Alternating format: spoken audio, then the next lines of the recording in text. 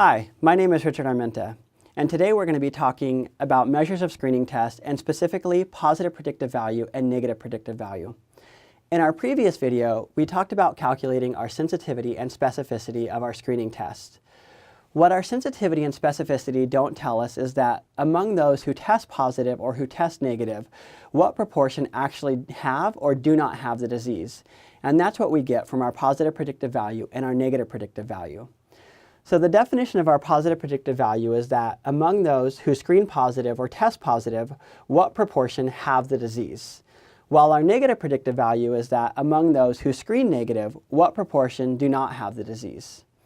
So we're going to start out with these calculations by using our same hypothetical population that we set up to calculate our sensitivity and specificity, shown here in the 2x2 table.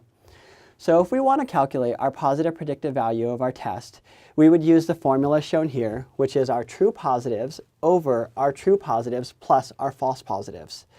So if we fill in the numbers from our 2x2 table, we would get 45 over 45 plus 25, which would be 45 over 70. And that would give us a positive predictive value of 0.643. So what that means is that among those who test positive on our screening test, only 64.3% of them actually have the disease. And so now let's move on to our negative predictive value, which again is that among those who test negative, what proportion don't have the disease. So the formula for our negative predictive value is shown here as our true negatives over our true negatives plus our false negatives. So if we fill in the numbers from our 2x2 table, we get that our negative predictive value is equal to 915 over 915 plus 15, which is 930.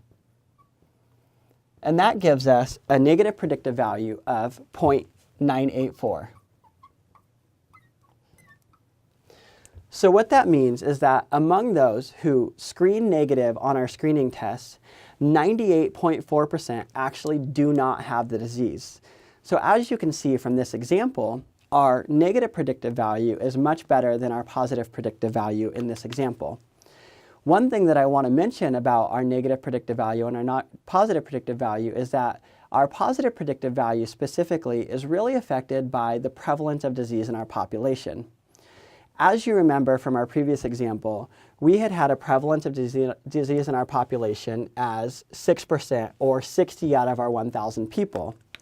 What would happen if we then increase the prevalence of the disease in the population, say to 10%? We're not going to walk through an example, but what I want you to do is think about how if you increase this to 10% of a prevalence, so you have 100 people who screen positive or who have the disease in our population, but we keep the sensitivity of our test at 0.75. What that's going to do is that's going to increase the number of people who have a true positive test result. And in turn, that's going to increase our positive predictive value of our test because we're going to be increasing the numerator of our positive predictive value.